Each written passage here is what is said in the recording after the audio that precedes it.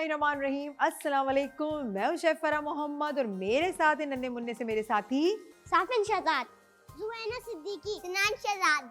तो ये मेरे छोटे छोटे से शेफ्स जो हैं मेरे साथ हैं। और आप कैसे हैं? हम तो बिल्कुल ठीक है और आप सब मिलके देख रहे हैं चटखारे। तो कितना मज़ा आता है हमारे सेट पे जब मैं आपसे मिलने का वक्त होता है, ये टाइम होता है, तो हम बहुत ज़्यादा खुश होते हैं। बच्चे भी खुश होते हैं कि जल्दी से हम अपने सेगमेंट को करें और आप हमारी रेसिपीज़ को देखें, बच्चों की छोटी मोटी सी और शरारतों भरी बातों को सुने और इसके साथ साथ किस्सा भी सुने, कुछ नेकी की बातें भी सीखें और नेकियां भी करें। रमज़ान मुबारक का महीना है और साथ में खाना बनाना भी सीखें, जो हम बहुत अच्छी अच्छी इंस्टेंट रेसिपी आपके सामने लाए हैं। ठीक है ना? तो खाना बनाने से पहले बच्चों क्या करना चाहिए? हैंड वॉश करना चाहिए, वो बहुत ज़्यादा ज़रूरी है। अब आपको तो याद हो गया होगा कि देखिए ये सिनान सबसे पहले आ गए। सिनान, लेकिन मेरी बारी थी ना सबसे पहले। तो सबसे पहले मेरी बारी होती है, फिर आपकी बारी होती है, फिर वन बाय वन हम हैंड वॉश करते हैं।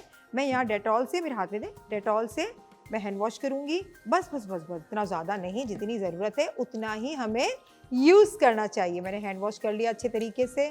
अब सिनान की बारी है और पीछे देखिए सारे बच्चे लाइन लगा के खड़े हो गए हैं। अब मैं ड्राई कर रही हूँ अपने हाथों को। और बच्चों थोड़ा सा टाइम ज़्यादा नहीं लीजिएगा, अच्छे प्रॉपर हैंड वॉश करें, लेकिन अच्छी तरह से वॉश करें। सही है? और सिनान ने कर लिया, सिनान यहाँ पर आ गए मेरे पास। अब ज़ोयना कर रही है, ज़ोयना के बाद साफिन हैंड वॉश करेंगे और फिर हम अपनी कुकिंग का आगाज़ करेंगे, क्योंकि बच्चों को भी तो सीखना है। अभी मैं स्टार्ट कर दूंगी तो फिर बच्चे नाराज़ हो जाएंगे। आपको पता है डेटॉल कूल 5 डिग्री तक बॉडी को कूल रखता है। वाह, वेरी नाइस। और आपको पता है डेटॉल कूल की जो मेंथोल की खुशबू है, उसके साथ ही देता है 99.9% जरासीम से मुकम्मल तहफ़्फ़ुज़। बच्चों को भी याद हो चुका है ये, इतनी अच्छी इसकी खुशबू है कि बच्चे भी खुश हैं। में फंस रहा है ये धागा। कोई बात नहीं, आप आए, मैं इसको सही कर देती हूँ। यहाँ पर आए आए, बस ये देखें, ये छोटी छोटी सी चीज़ें जो होती है ना, कुकिंग करते करते हमें इन चीज़ों का भी ख्याल रखना पड़ता है। तो सिनान कोई बात नहीं, ये तो छोटी छोटी चीज़ें होती रहती हैं। चले आ जाए। अच्छा, अब हो गया, इसको बंद करें, ड्रॉ को बंद करें और यहाँ पर आ जाएं। मैं बना रही हूँ बहुत ही अच्छी रेसिपी और आपके लिए एक डिफरेंट इफ्तार के लिए रेसिपी मैं आपको बता रही हूँ। उसका नाम है चिकन चिली पनीर। जी जनाब, क्योंकि हम पनीर का, चीज़ का हम बहुत कम इस्तेमाल कर रहे होते हैं, तो मैंने सोचा कि हेल्दी पनीर जो है उसके साथ मैं आपको एक अच्छी सी रेसिपी, अच्छी सी डिश बनाना सिखाऊँ, ताकि आप उसको बनाएँ घर में और घर वाले और उसको जब खाएं तो बड़ी तारीफ़ें करें आपकी और आप हमें दुआएं दें। ठीक है? ऐसा मैंने इसको ऑन कर लेना है। और सबसे पहले मैं क्या करूँगी, सबसे पहले मैंने यहाँ पर पनीर जो है उसको मैंने फ्राई करना है, उसको थोड़ा सा कलर दे देना है। सही है, फ्राई ना भी करें, लेकिन जब हम इसको कलर देते हैं थोड़ा सा तो वो बहुत अच्छा लगने लगता है। और साथ में थोड़ा सा ऐसे बताओ क्यों देखता हूँ, क्योंकि आपका कलर मुझे फेवरेट लगता है। फेवरेट लगता है भाई, सही है। मैं यहाँ आ जाती हूँ। मेरे पास है यहाँ पर डालडा कुकिंग ऑयल, जहाँ मामता वहाँ डालडा। और सारी माओं का डालडा पे 80 साल से भी ज़्यादा का एतमाद है और डालडा अपनी क्वालिटी पे कोई भी कॉम्प्रोमाइज़ नहीं करता। रमज़ान मुबारक के महीने में डालडा लाया हम सब सार्फिन के लिए न्यू पैकेजिंग रेंज, तो आप उसको ज़रूर लें। और ये मेरे हाथ से डालडा का आपके लिए, हमारे लिए एक बेहतरीन तोहफ़ा है। ठीक है? यहाँ पर ऑयल गर्म हो चुका है और मैं इसको थोड़ा सा स्लो कर देती हूँ फ्लेम को। और मेरे पास यहाँ पर है ये पनीर है, कॉटेज चीज़ है, इसको मैंने इसके अंदर ऐड कर दिया। ऐड करने के बाद मैं इसके अंदर कॉर्नफ्लावर, मुझे स्पून दे दें कॉर्नफ्लावर। हाँ, ये इसको बाद में डिस्कस करेंगे ना, अभी तो इस चीज़ पे आ जाते हैं। सिनान तो सारी चीज़ें जो है ना डिस्क्लोज कर देते हैं कि ये भी है, ये भी है। मैंने छुपा के रखी होती है प्लेटिंग। मैं कॉर्नफ्लावर डालूं? नहीं, मैं कॉर्नफ्लावर डाल देती हूँ। ये वाला कॉर्नफ्लावर है, सही है, मैं इसमें ऐड कर देती हूँ और इसको अच्छे से। कॉर्नफ्लावर का नाम मुझे ऐसा लगता है जैसा लगता है क्या? फ्लावर। ये हाँ, फ्लावर ही तो है, ये कॉर्न का कॉर्न का। फ्लावर हाँ है। ना, बिल्कुल, जो मकई खाते हैं ना आप, उसी का ही है। वो क्या करता है, बाइंड करता है। इसको अच्छे से आपने डस्ट कर लेना है। डस्ट के बाद मैं इसमें फ्राई कर लूँगी। हाँ, इसको वन बाय वन हम इसको फ्राई कर लेंगे। हमारा जो फ्लेम वो सही है बिल्कुल, और ऑयल गर्म हो चुका है। इतना जितना वार्म हमें चाहिए हमने कर लिया और एक एक करके हम इसमें ये ऐड करते जाएंगे हमारा कॉटेज चीज़। और ये थोड़ा सा बॉक्स, वो छोटे बॉक्स। ठीक है, मैं इसमें छोटे छोटे हमने क्यूब्स में इसको कट कर दिया है। जैसे हमने चिकन को छोटे छोटे क्यूब में कट किया है, इसी तरह से हमने कॉटेज चीज़ को भी हमने कट किया है। साफिन मुझे एक टिश्यू पेपर दे दें। सही है, उसको भी थोड़ा सा तेज़ कर लेती हूँ। जस्ट हमें इसमें कलर लाना है और कुछ भी नहीं करना, क्योंकि ऑलरेडी इसको तो पकाने की ज़रूरत नहीं होती है। इसको हम कलर लाएंगे, इसके अंदर कलर आ जाएगा तो ये बहुत ही अच्छा होगा। देखिए, आप देख रहे हैं इसमें कलर आ रहा है। होगा क्या? क्या मेल्ट होगा क्या? नहीं, मेल्ट नहीं होगा, इसमें कलर आ जाएगा। सही, कलर आ जाएगा। और मुझे एक स्पून था, वुडन स्पून, हाँ ये दे दें मुझे, स्पैचुला दे दें। ठीक है, कितना खूबसूरत इसमें कलर आ गया, देखा बच्चों? ब्राउन कलर आ गया ना इसमें गोल्डन ब्राउन कलर, बहुत अच्छा लग रहा है। हाँ, क्या हुआ है? थोड़े में कह रहे सब हैं में आ जाएगा, सब में आ जाएगा। हमें प्रॉपर नहीं करना ना, हमें सारा का सारा, वरना तो हमें डीप फ्राई करना पड़ता। हम शैलो फ्राई इसलिए करें कि हमें हल्का सा कलर चाहिए, हमें ज्यादा कलर नहीं चाहिए। सही है, ताकि ये अच्छा लगे। ज्यादा कलर में ये भी जल भी सकता है। बस ठीक है, इसको हम ब्राउन करते हैं और इसके चलते हैं नेक्स्ट स्टेप की तरफ।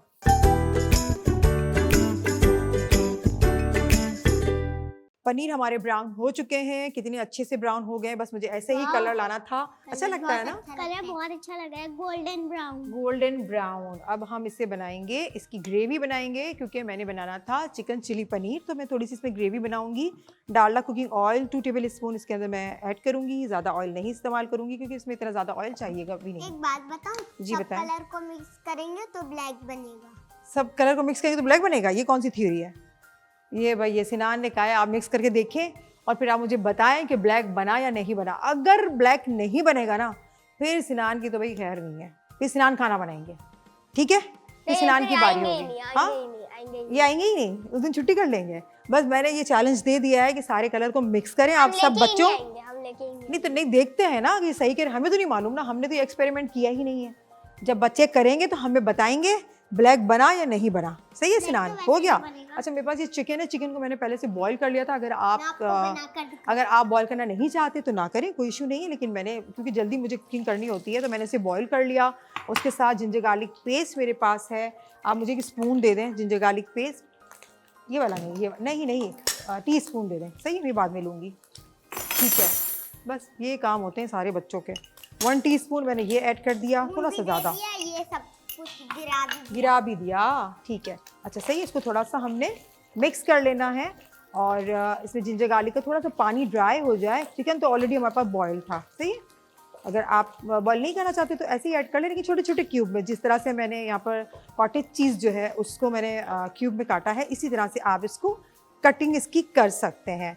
अब मैं इसके अंदर ऐड करूँगी, मेरे पास ये है, ये फ्राइड अनियन है। इसको मैंने अच्छे से इसका पाउडर बना लिया है। ये मैंने ले लिया 2 टेबल स्पून। और मेरे पास ये रेड चिली पाउडर, ये तकरीबन 1 टीस्पून।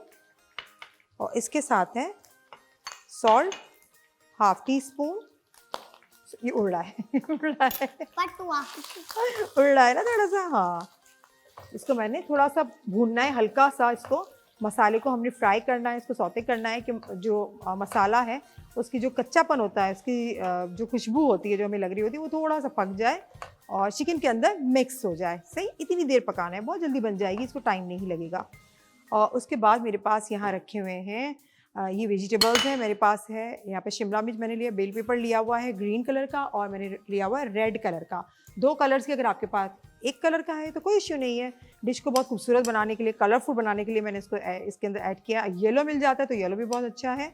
अगर सिर्फ ओनली ग्रीन आपके पास अवेलेबल है आपके मार्केट में, जो आपके घर के करीब कुछ है, हाँ, तो आप वो भी ले सकते हैं। और ग्रीन चिलीज़ हैं, मैं ये ऐड करती हूँ, एक में रख देती हूँ गार्निश के लिए, बाकी सारी मैं इसके अंदर ऐड कर देती हूँ। और इसको मैंने बीच में से कट कर लिया है। ठीक है, क्योंकि थोड़ा सा स्पाइसी होगा तो मज़ा आएगा। 2 रख ली, कोई बात नहीं ना, 2 रख ली, कोई मसला नहीं है, इसको गार्निश कर लेंगे। कुछ लोग खाने के साथ चिलीज़ भी खाते हैं ना, कुछ लोगों की आदत होती है ग्रीन चिलीज़ फ्राई करके भी खाते हैं। मेरी मम्मा को आदत है ना सबकी, तो बस ऐसे ही होता है कि आप लोग को भी आदत होगी। अच्छा, अब ये मेरे पास है टोमेटो केचप, ये रखा हुआ है। हेल्प करने की आदत है। हाँ, बहुत अच्छी आदत है। 2 टेबल स्पून टोमेटो केचप है, उसको मैं इसके अंदर ऐड कर दूंगी, है ना। यमी सी, बहुत यमी सी रेसिपी बन रही है हमारी ये वाली, ये डिश जल्दी से बन जाएगी फटाफट से।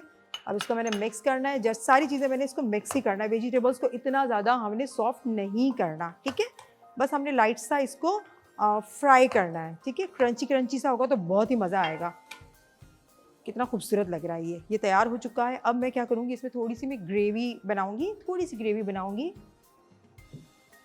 कॉर्नफ्लोर से मैं इसमें ग्रेवी बनाऊँगी, जैसे कि मैंने आपको पहले ही बताया था कि मैंने ये जो कॉटेज चीज़ थी इसको मैंने मिक्स किया था, उसको डस्टिंग की थी, फिर फ्राई किया था, तो वही वाला मेरे पास कॉर्नफ्लावर जो है वो रखा हुआ है। इसमें थोड़ा सा पानी ऐड करके फिर मैं इसके अंदर मिक्स कर लूँगी, तो क्या होगा, थोड़ी सी ग्रेवी बन जाएगी तो अच्छा लगेगा। सही है।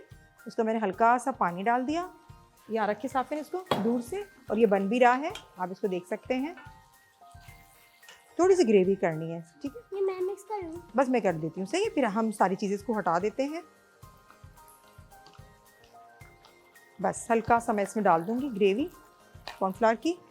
उसको मैंने पकाना है थोड़ा सा तेज़ आंच पे, तो ये बहुत अच्छा सा इसका, हाँ, इसकी ग्रेवी बहुत अच्छी बन जाती है। ख्याल रहे कि वेजिटेबल्स जितनी भी हमने ऐड की है वो बहुत ज़्यादा सॉफ्ट ना हो, फिर इस डिश का मज़ा नहीं आएगा। बस ये पक जाए थोड़ा सा। फिर इसके बाद मैंने क्या करना है कि ये मैंने फ्राई किए हुए थे कॉटेज चीज़, बहुत अच्छी आ रही है कॉटेज चीज़ जो मैंने फ्राई किए हुए थे, डालेंगे इसमें। मैं इसके अंदर ऐड कर दूंगी सारे के सारे। जब बनेगा तो कितनी अच्छी खुशबू बहुत अच्छी खुशबू आएगी और बहुत अच्छा इसका कलर निकल के आएगा।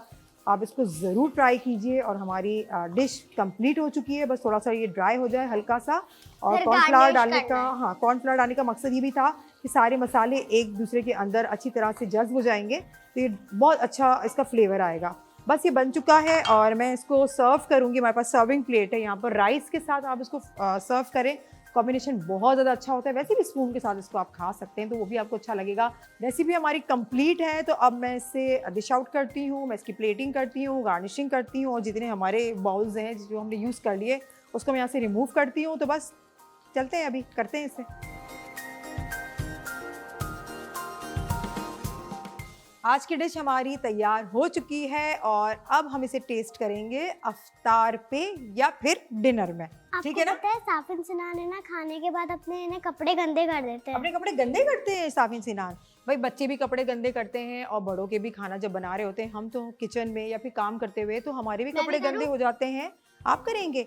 ठीक है, आप कर लीजिएगा। तो खाना बनाते वक्त भी हमारे कपड़े गंदे हो जाते हैं, तो अब आपको परेशान होने की जरूरत नहीं है, क्योंकि कोरमे से लेकर कढ़ाई तक हर दाग वाइप कर देगा, ब्राइट सब राइट कर देगा। अब आप नेक्स्ट कब बनाएंगे? आप अभी बनाऊंगी थोड़ी देर में, बहुत ही अच्छा यमी सा बनने वाला है, तो चले बनाते हैं हम।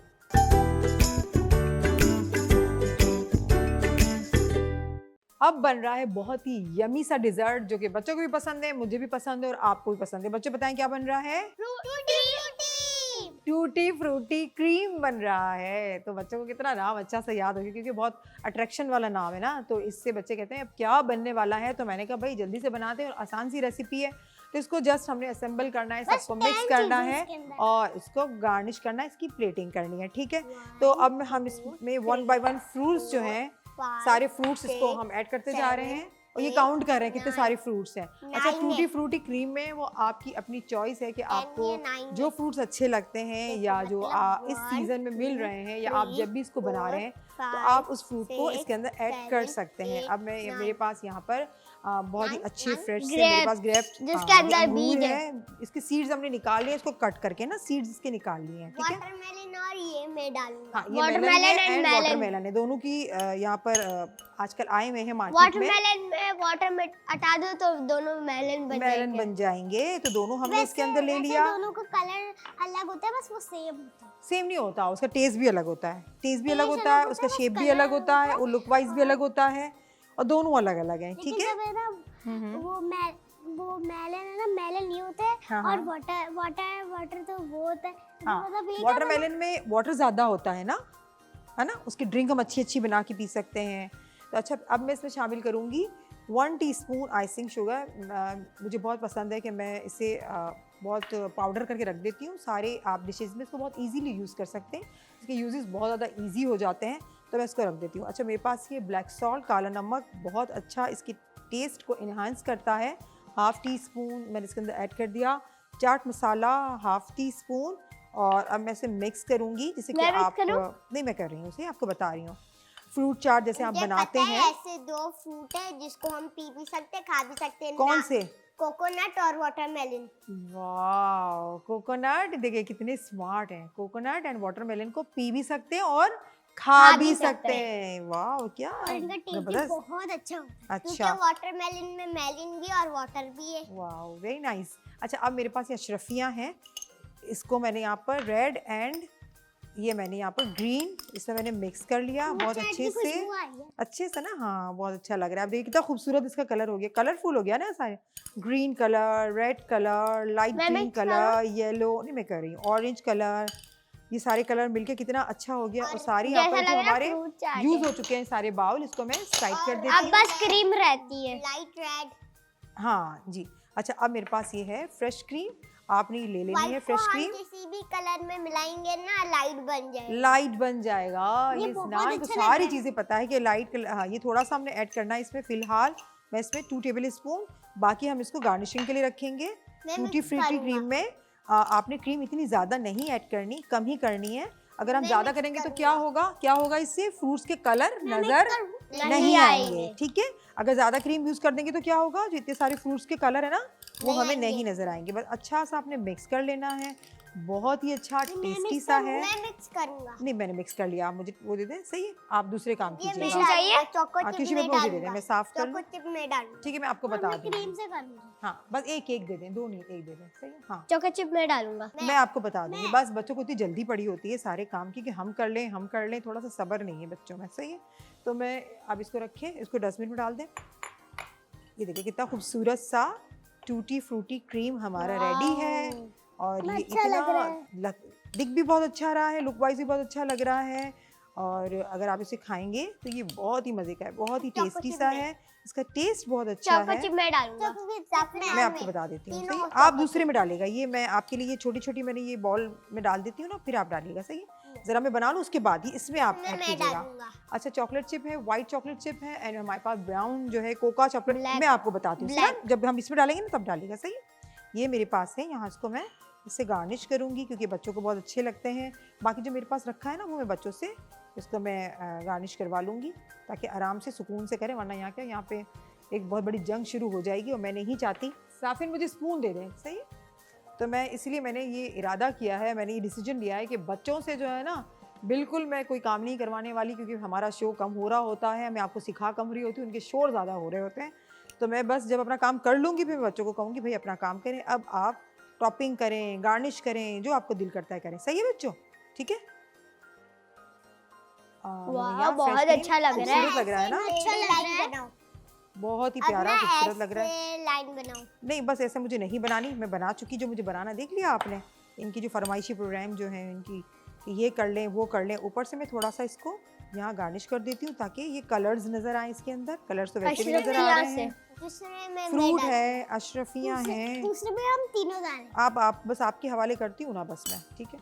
इसमें मैंने ऐड कर दिया ये chocolate chips, white chocolate chips and cocoa और चॉकलेट चिप, और इसमें मैं थोड़ा सा चाट मसाला इसके ऊपर मैंने डालना है। और ये टूटी फ्रूटी क्रीम हमारा तैयार है, इसको आप जरूर ट्राई कीजिएगा। कितना ये पहले अच्छा से लग रहा है, था क्या? कितना यमी सा लग रहा है, और आप इसे ज़रूर ट्राई कीजिएगा, आपको पसंद आएगा। और चलते हैं अब नेक्स्ट हमारी जो रेसिपी है, बहुत ही अच्छी रिफ्रेशिंग सी ड्रिंक।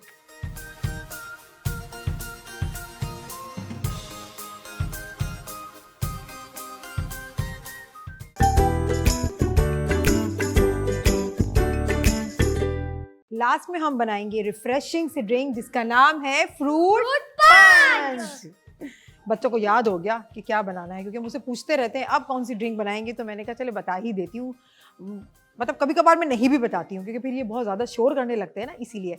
तो फ्रूट पंच में जो सीजन के फ्रूट्स हैं वो इसके अंदर जाएंगे। अभी आप सोडा ड्रिंक है, वाटर ड्रिंक नहीं है, सोडा ड्रिंक है। अच्छा, मेरे पास ये है वाटरमेलन, आजकल आया हुआ है, तो मैंने सोचा कि मैं इसी से पंच बना लेती हूँ।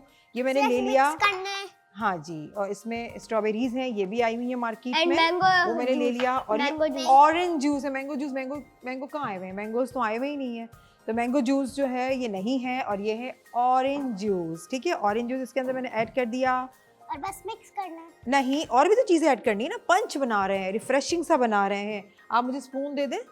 अब हम इसके अंदर ब्लैक सॉल्ट, काला नमक, ये ऐड करेंगे, हाफ टी स्पून। बस ये वाले काम शुरू हो गए, हाफ टी स्पून, ठीक है। ये इसके अंदर ऐड करेंगे, और उसके बाद मैं इसमें शामिल करूँगी वाइट जीरा पाउडर।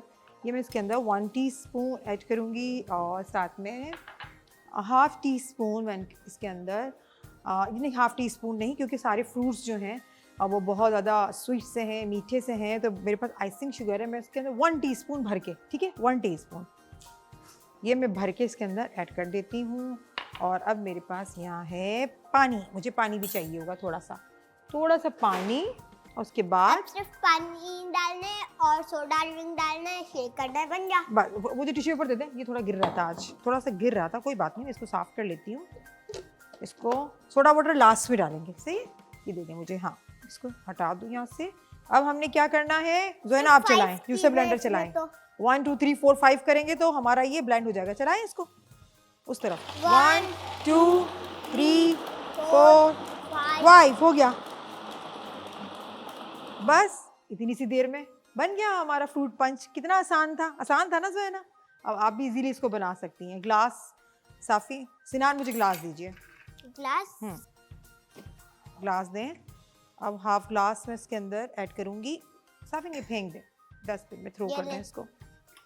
ऐसे आराम से यहाँ रखते हैं ना, नजर आए सबको, तो हम इसको सामने इसको रख देंगे। ठीक है, ये है। वाह, है ना? अच्छा लग रहा है ना? खुशबू भी अच्छी आ रही है। बहुत अच्छी खुशबू आ रही है इसकी, और बहुत अच्छा है, रिफ्रेशिंग सा है। मैंने थोड़ा ज़्यादा भर लिया इसको, कोई बात नहीं, इसको भी थोड़ा इतना कर देती हूँ कि हमने इसमें सॉफ्ट ड्रिंक भी ऐड करनी है। ये रही मेरे पास में सॉफ्ट सिर्फ ड्रिंक। थोड़ा सा वो है, नहीं, ये दोनों सेम है, दोनों सेम है। सॉफ्ट ड्रिंक मैं इसके अंदर ऐड करूँगी। इससे क्या होता है, लेयर्स बनती है, कलर्स नज़र आने लगते हैं, डार्क एंड लाइट, इसमें कलर्स नजर आने लगते हैं। तो आपकी ड्रिंक जो है बहुत नीचे डार्क के ऊपर लाइट है। आपकी जो ये ड्रिंक है वो बन जाती है। ऊपर लाइट इसी तरह तो होता है सॉफ्ट ड्रिंक, इसलिए बहुत अच्छा लग रहा है ना? यहाँ पे वाटरमेलन के बीज भी है। सोडा वाटर इसके अंदर ऐड करेंगे। वाटरमेलन के बीज भी है। बीज तो आएंगे, अच्छे लगेंगे ना, इसके सीड्स आएंगे तो अच्छा लगता है ना, इसे हम बनाते हैं। तो आएंगे ना। और इतना खूबसूरत सा फ्रूट पंच तैयार है। आप चाहें तो किसी भी फ्रूट्स के साथ इसको मिक्स करके बना सकते हैं। और हो गए तैयार। अब चलते हैं आज के आपकी और बच्चों के फेवरेट सेगमेंट किस्सा कहानी की तरफ।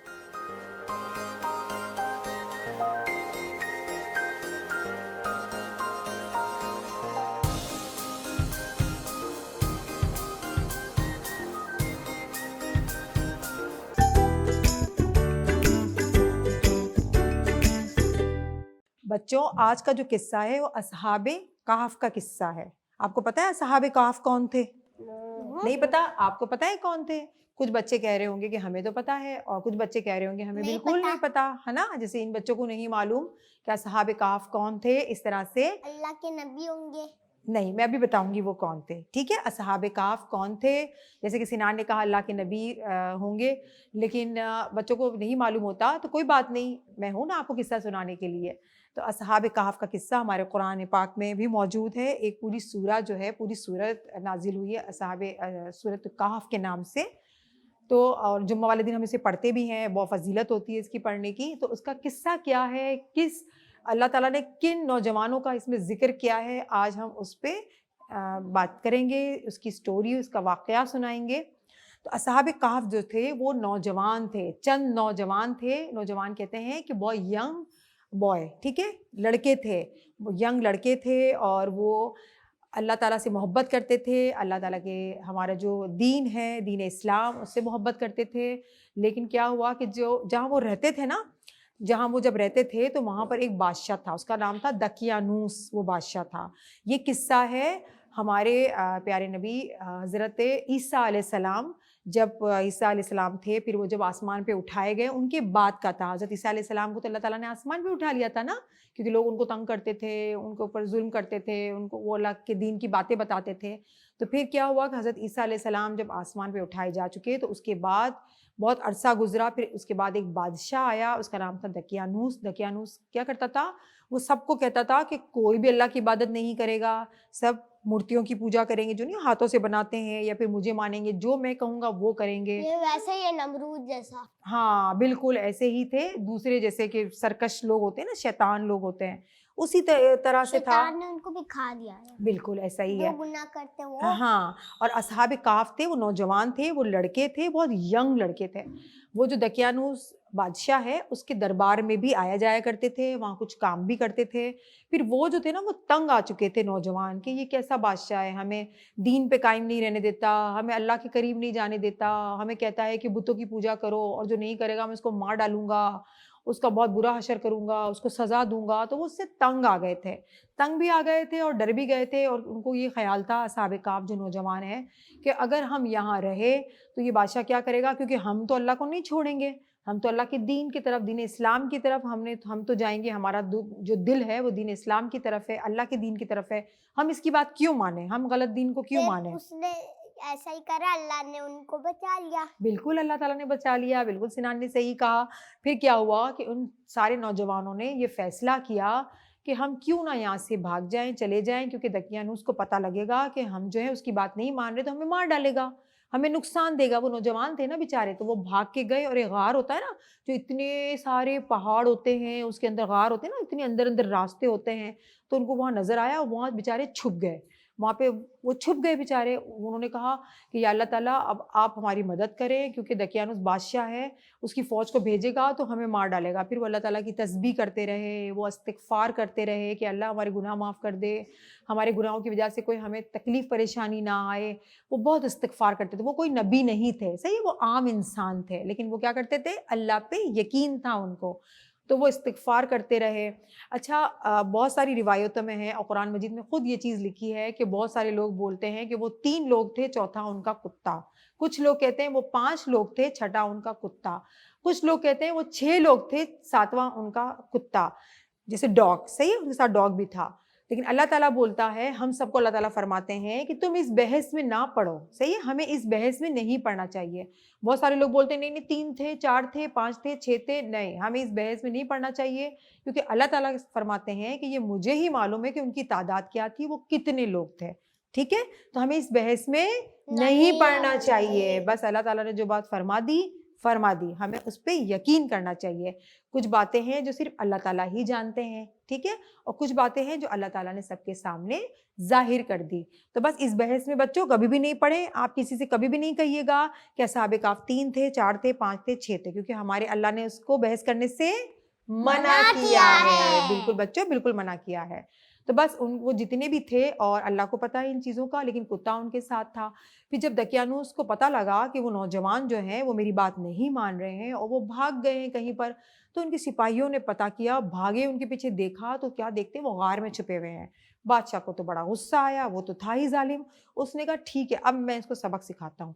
गार जो था ना, गार होता है, पहाड़ होता है, उसके अंदर बनी हुई जगहें बनी हुई होती हैं, अंदर अंदर होता है। फिर वो क्या करता है, उसके दरवाजे को बंद करवा देता है और अपने सिपाहियों में से किसी के जिम्मे लगाता है कि इसको बंद कर दो, इसको बिल्कुल सील कर दो, ताकि वो अंदर ही मर जाए। सही है, वो ये बादशाह ने इनको सजा दे दी कि वो अंदर ही मर जाए। लेकिन जिसके जिम्मे ये काम दिया था वो बहुत नेक था, लेकिन बादशाह से डरता था। असहाबे काफ थे। अल्लाह ताला ने कैसे बचाया, मैं अभी आपको बताऊंगी। फिर क्या हुआ कि उसके बाद जो वो जिसके काम जिम्मे लगाया था वो बहुत नेक था, अंदर से बहुत नेक था, लेकिन बादशाह से डरता था, क्योंकि बादशाह ने कहा था जो मेरी बात नहीं मानेगा मैं इसको मार दूंगा। कोई भी इस्लाम को फॉलो नहीं करेगा, कोई भी अल्लाह को नहीं मानेगा।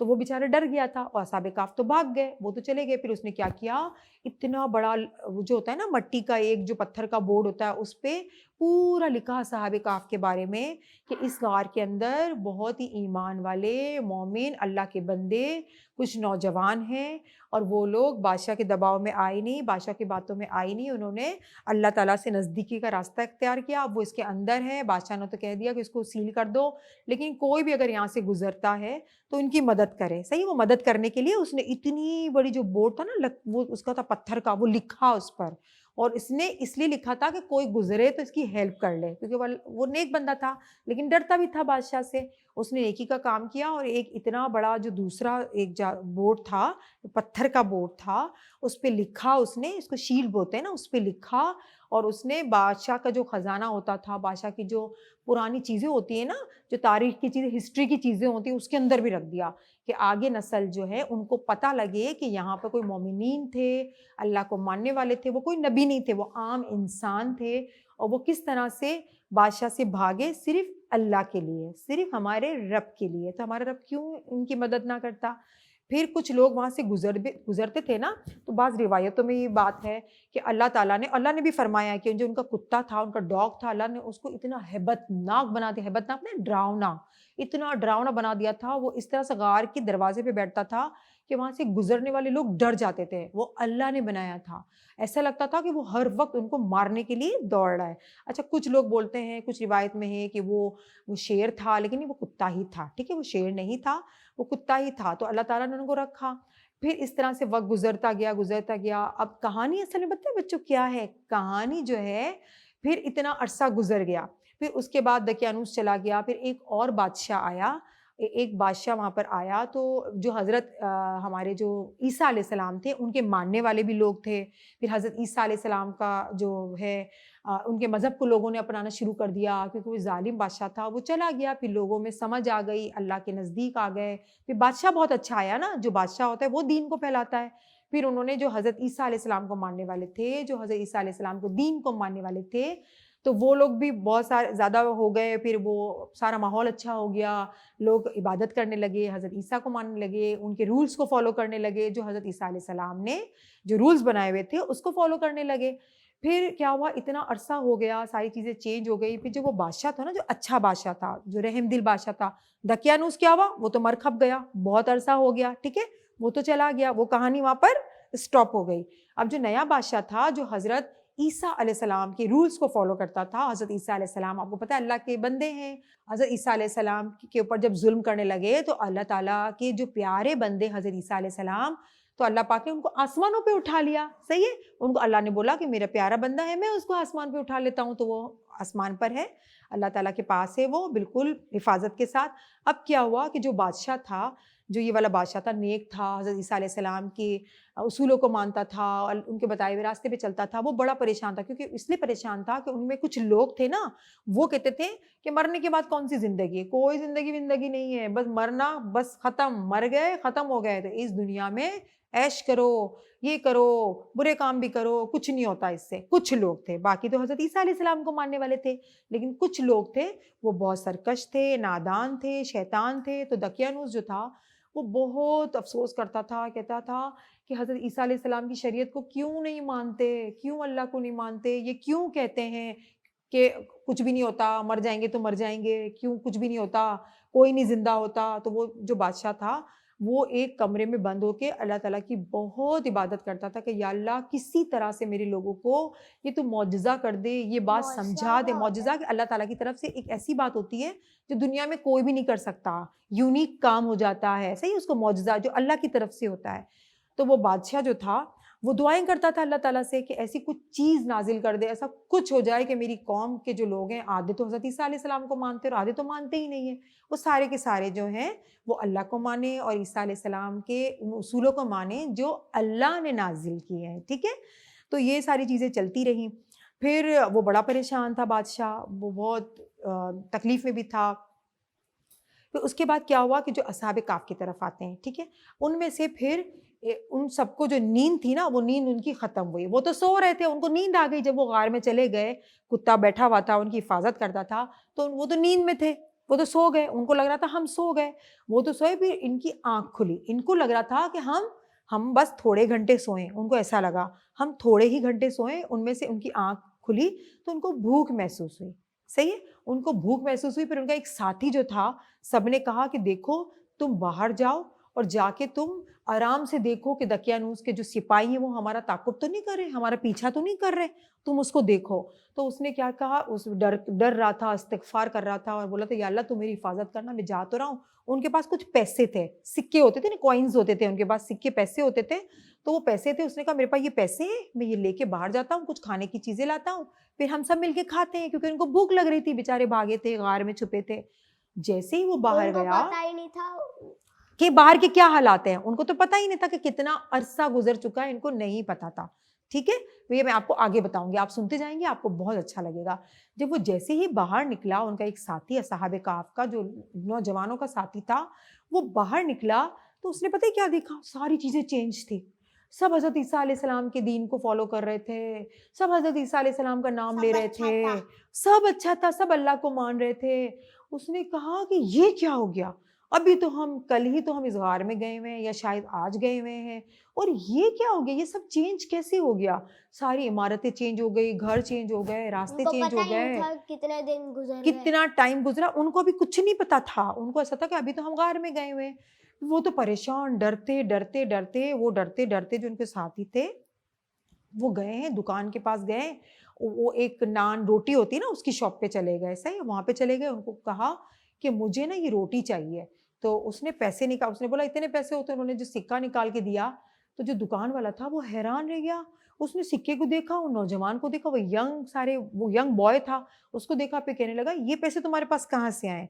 उसने कहा ये मेरे पैसे हैं। उसने कहा, उसका हाथ पकड़ लिया, उसने कहा जरूर तुम्हारे हाथ में कोई पुराना खजाना आया है, बहुत पुराने तुम्हारे पास पे गोल्ड आया है, सामान आया है, तुम बताओ ये तुम्हारे पास कहाँ से आया, तुम्हारे पास और भी खजाना होगा।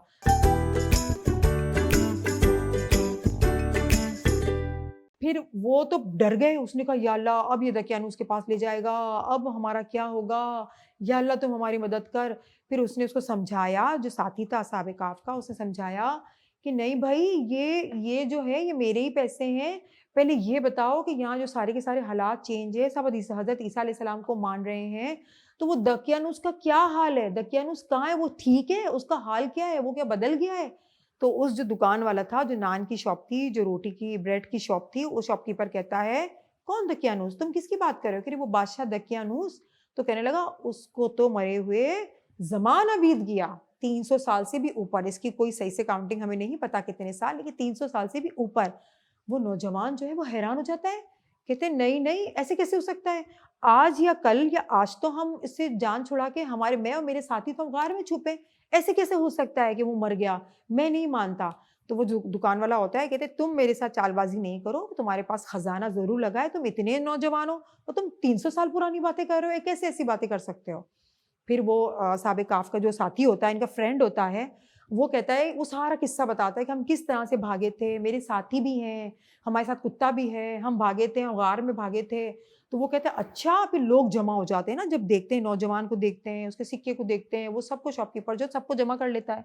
फिर वहां पे जब गार का जो किस्सा, जो उनके साथी बैठे हुए होते हैं, वो देखते हैं हमारा जो साथी है, हमारा फ्रेंड है, उसको आने में बहुत देर हो गई है, वो बहुत परेशान होते हैं, सब के सब परेशान होते हैं और अल्लाह ताला की बारगाह में बैठ जाते हैं, इस्तगफार पढ़ते हैं। इस्तगफार का क्या मतलब होता है, अल्लाह से माफी मांगना, अल्लाह से अपने गुनाहों की माफी मांगना, क्योंकि हम मुसलमानों का अकीदा है, हम पे कोई मुसीबत आती है तो हम कहते हैं हमारे गुनाहों की सजा है ना, हमारे गुनाहों की सजा है। जब हमारे साथ कुछ अच्छा होता है तो हम कहते हैं अल्लाह ताला का इनाम है, अल्लाह ताला का गिफ्ट है, अल्लाह ताला बहुत गफूरुर रहीम है।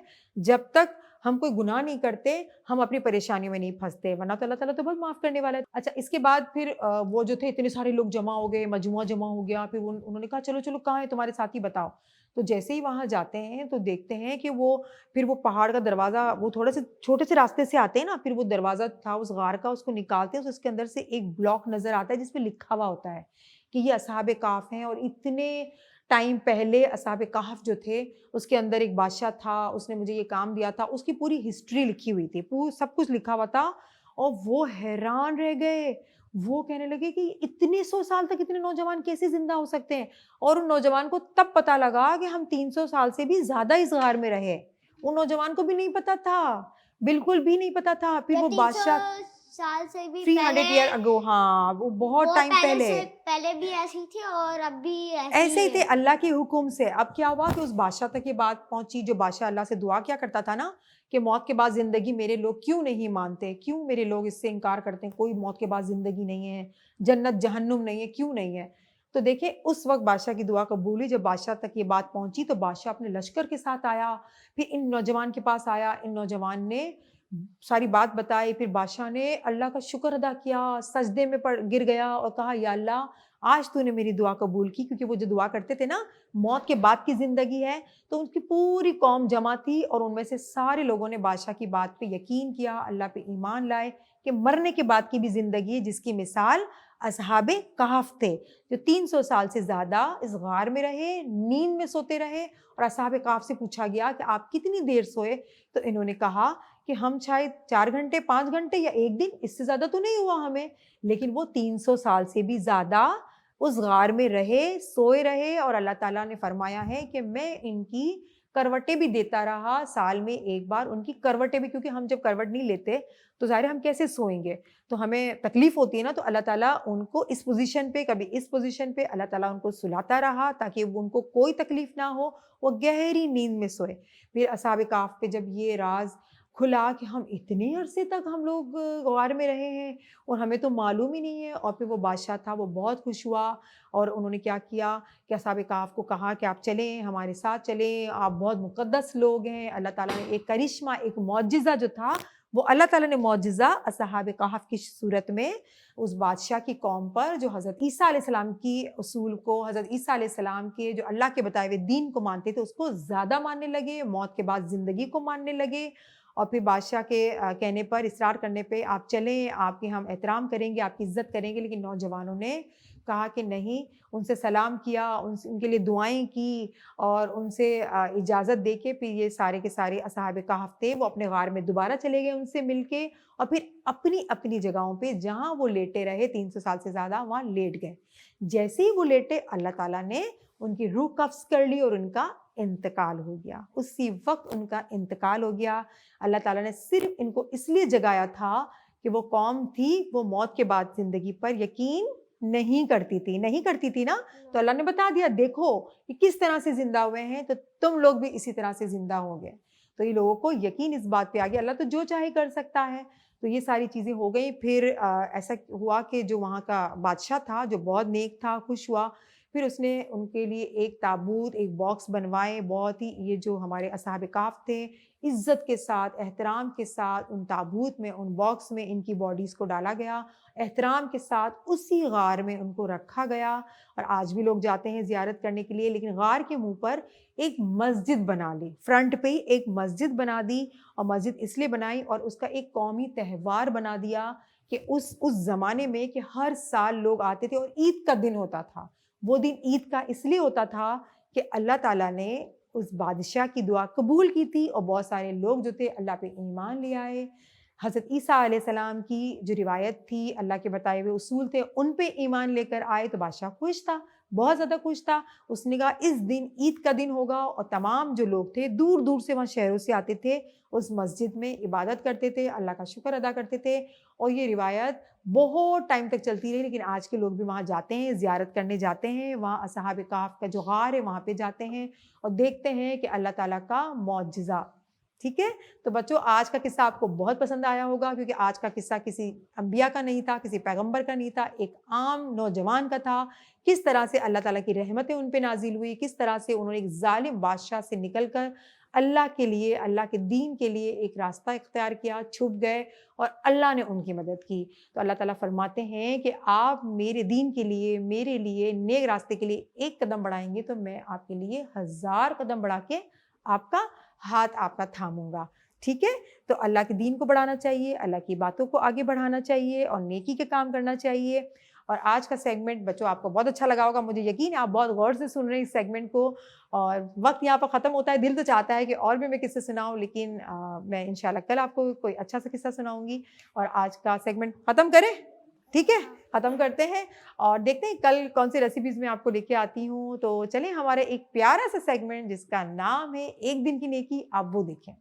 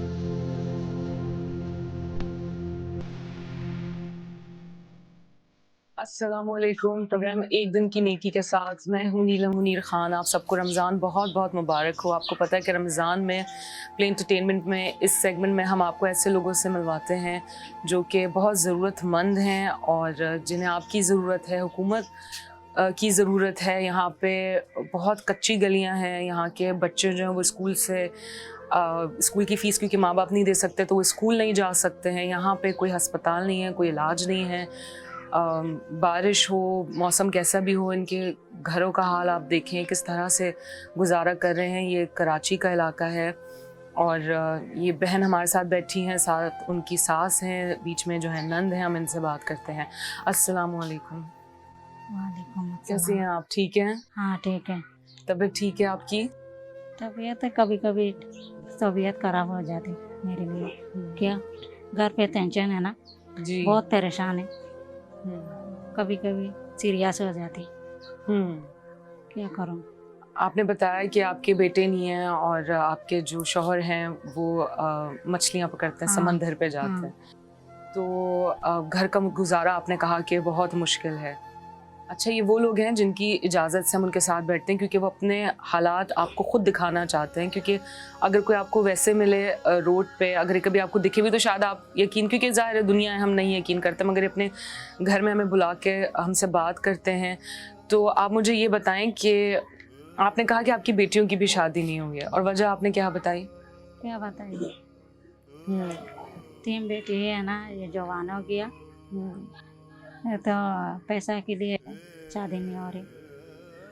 बड़ा बेटी है ना, ये बीमार हो गया। तो ये तो लोगों को हम कहते आए हैं, सुनते आए हैं, सिखाते आए हैं कि माँ बाप पे जो है ना जहेज का बोझ ना डाला जाए। हम तो ये बात कहते हैं। तो मैं खुद परेशान हो जाती हूँ कि जो लोग इस तरह की बात करते हैं हालात जानने के बावजूद। एक माँ के लिए भी यकीनन बहुत मुश्किल होता है ये। आपकी सास की तबीयत ठीक रहती है? नहीं, बीमारी होती, सास का बहुत बीमारी होती। मैं ज़्यादातर बात खुद भी इसलिए कर लेती हूँ क्योंकि ये ज़्यादातर जो है वो बात भी नहीं कर पाते हैं। बहुत कुछ कहना चाहते हैं आपसे लेकिन फिर भी नहीं कह पाते। तो आपकी जो बेटियां हैं वो कहाँ हैं? वो पढ़ रही हैं, उन्होंने पढ़ा है? घर में आपकी बस एक नंद हैं और बेटियां हैं, सास है? हाँ। आप अपने घर का भी बता रही थी हमें कि अगर कोई बनवा सके तो बनवा के दे दे। मेहरबानी होगी, बना के देते, बहुत मेहरबानी होगी। इनका ये घर है, अगर हमारे कैमराज आपको दिखा सकें तो यहाँ पे छतें भी प्रॉपर नहीं हैं और इन्हें किन मुश्किलात का सामना करना पड़ता होगा यकीनन हम सब समझ सकते हैं इस बात को। और ये मुझे साथ बिठाते भी इसीलिए हैं कि मैं खुद बात करूं इनके बिहाफ पे। तो मैं आपसे रिक्वेस्ट करूंगी कि आप इन फैमिलीज़ को देखें और इनके लिए आप जो कर सकते हैं आप करें। हुकूमत को भी चाहिए कि आगे बढ़े, यहाँ पे आए, इनके हाल देखें, इनके बच्चों से मिलें, इनसे मिलें। इन लोगों का प्रॉपर इलाज होना चाहिए, इनके बच्चों को एजुकेशन मिलनी चाहिए, इनके भी घर में अच्छे तरीके से शादी होनी चाहिए, इनकी भी हर ख्वाहिश जो है वो पूरी होनी चाहिए। आपसे मिलके मुझे बहुत अच्छा लगा। मैं आपकी खामोशी को भी समझ सकती हूँ। क्या करूँ? मैं समझ सकती हूँ, मैं बिल्कुल समझ सकती हूँ। बहुत परेशानी है जी बिल्कुल मैं समझ सकती हूँ। क्या करो, मैं समझ सकती हूँ। तो वो तो बात नहीं कर सकती होंगी जो आपकी सास है? नहीं जानते हैं ना उर्दू मेरी सास। अच्छा, वो उर्दू में बात भी नहीं कर सकती हैं। अच्छा ठीक है। तो आपको रमज़ान बहुत बहुत मुबारक हो और ये प्ले एंटरटेनमेंट की तरफ से आपके लिए कैश है, थोड़ा सा घर का राशन है और ईद के जोड़े हैं और हम आपके लिए दुआ करते हैं, उम्मीद करते हैं कि आपका रमज़ान, आपकी ईद जो है बहुत अच्छी गुजरेगी। और हम जो ये प्रोग्राम करते हैं इसका मकसद सिर्फ ये होता है कि हम लोगों को इन्फॉर्मेशन देना चाहते हैं कि ये वो लोग हैं जो कि ज़रूरतमंद हैं। और मैं जानती हूँ कि हमारे मुसलमान बहन भाई जो है बढ़कर एक दूसरे की मदद करते हैं और ये वो घर हैं, ये वो लोग हैं, ये वो इलाका है। इस जगह का नाम अली अकबर शाह गोट है। हाँ। इब्राहिम हैदरी। तो यहाँ पे आप हर घर में देखेंगे तो आपको डिज़र्विंग लोग मिलेंगे। तो आप आइए, इनकी मदद कीजिए। इस प्रोग्राम का मकसद सिर्फ और सिर्फ ये है कि आपको बताना है कि ये वो लोग हैं जो कि आपकी मदद के मुंतज़िर हैं। अपना बहुत ज़्यादा ख्याल रखिएगा। इंशाल्लाह फिर मुलाकात होगी। अल्लाह हाफ़िज़।